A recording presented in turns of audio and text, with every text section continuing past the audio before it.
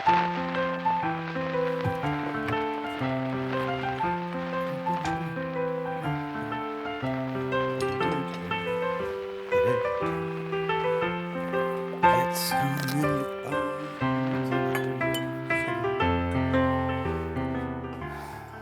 to the Whiskey Vault. I'm Daniel Whittington, Chancellor of Wizard Academy and Whiskey Marketing School.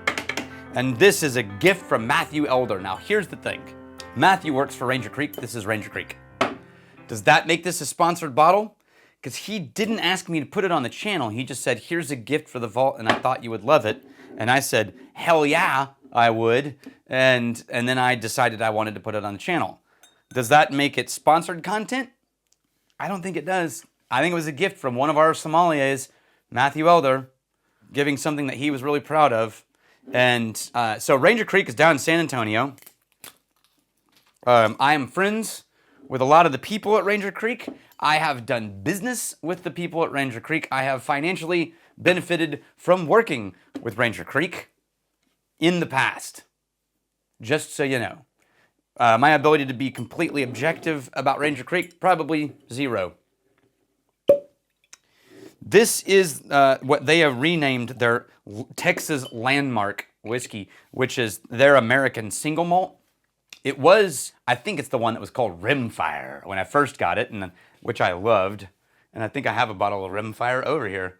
But it is mesquite smoked malt, single malt, American single malt. And they're one of the, in Texas, they were one of the early dudes. You know, they had Balcones. You had only a handful doing single malt in Texas in the early days, and Ranger Creek was one of them. And I have a hilarious story about a tasting I went to for Ranger Creek that I won't tell, but I have told it before. And I fell in love with them early on in my whiskey journey, way before I was even at Wizard Academy. And Rimfire was the one that I liked, which I think is what there's now their landmark. Now, they took that landmark Rimfire, you know, mesquite smoked whiskey, and they have created the San Antonio Tricentennial series. This is 307, and it is this time finished in apple brandy Calvados barrels. Apple, maybe not actual Calvados, because Calvados comes from, anyway, apple brandy barrels. And I really like brandy finished, Armagnac finished, cognac finished whiskeys. I think there's something really beautiful about a barrel-aged wine spirit giving to a grain-aged, barrel-aged spirit. And I always like how they play together. Apple, I don't know. Maybe it ends up in smoked apples? That would be kind of cool. Whoa, hello. Holy, I almost did. Holy balls, Batman. Holy smoked apple, Batman. That's your early show with Adam West. Where it was holy blue sweater, Batman. Kapow. It is the most smoked apple pie I've ever smelled in my life. This is straight up fresh apple pie, steaming hot, set down on a table to cool, and you cut into it, and the filling unfurls all that apple, but somehow it's smoky. It is pastry. It is the candied, syrupy filling. It is cinnamon. That is wild. It is vanilla cream. Like if you put whipped cream on top of the, or if it's a la mode. Man, I keep going back to that nose and it keeps shocking me with how apple it is. I have never had a malt like that. I'm not entirely certain what to do with it. Let's see what it tastes like. I mean, exactly like it smells. That is, I mean, if you need something to take, it's already past Christmas now, but if you need something to take to a family dinner in the holidays, buy and stock. I mean, I can't tell you to buy whiskey. It's a nonprofit. This would work as a stock to keep on hand, and at every holiday, Thanksgiving, Christmas, anything that needed pie as a part of the tradition, just have people sip on this and call it done. I mean, holy crap.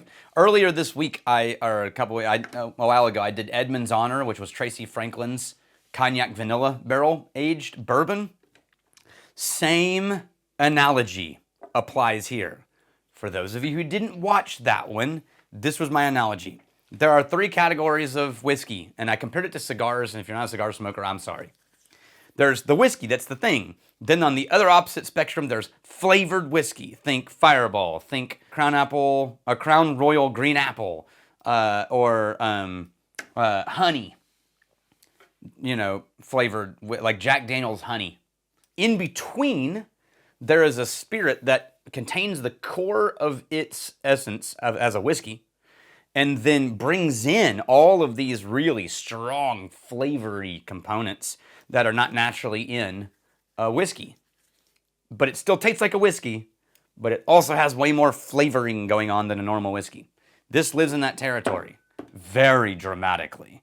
And my analogy was, in the cigar world, you have like a really classic cigar. Fuente Hemingway, classic. And then you have flavored cigars you can buy. You can actually buy, and they'll say things like vanilla bean cappuccino or cherries and strawberry, and they usually have like little plastic tips, smoking tips on them. And you light them up, and it smells like aromatic pipe, like flavored pipe tobacco. And everyone goes, "Ooh, that's nice," And then there's a middle category in cigars where you have your filler, your binder, your wrapper, and your wrapper, which is the final leaf that goes to hold and make a cigar look pretty. Your wrapper is flavored with something, or sweetened with something. So when you put it in your mouth to smoke it, it's slightly sweetened, and then you get a classic cigar inside of it. This is in that category. That was a really elaborate explanation that I already said. I'm sorry if you watch every video, you just heard it twice. Congratulations, you can now deliver it on your own and claim it as your own analogy. Ugh. It's getting, as it sits, it's getting more malty and less apple-y. I think my brain's getting used to how apple the apple was, and it's sort of subsiding a little.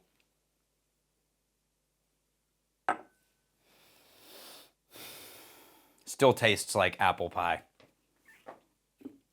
Wow. Congratulations to Ranger Creek on creating something I have never tasted before in American whiskey. And I have had apple brandy finished spirits. But this one's not joking. There was maybe some apple brandy still in those barrels, I would argue. Maybe a lot. This might be a blended product. A blend of Ranger Creek single malt and apple brandy, as far as how strong those flavor notes are. But I really like it a lot. I wouldn't put it in any of my favorite classic whiskey categories as like Lafroig or Longmorn or Buffalo Trace or like classic whiskeys. But as far as the flavor and when I drink it, I drink the crap out of this. And it would be in its own category. I would put it, you know what? I'd put this right next to Edmund's Honor, Tracy's whiskey, just side by side. That'd be 2 different directions of just freakishly drinkable. I would love a cocktail made from this. I don't know what kind, but it's just something. Anything. Okay, anyway, I'm rambling now. Cheers to you. I'm really glad you're here. Matthew Elder, thank you. She's my apple pie. Like and subscribe.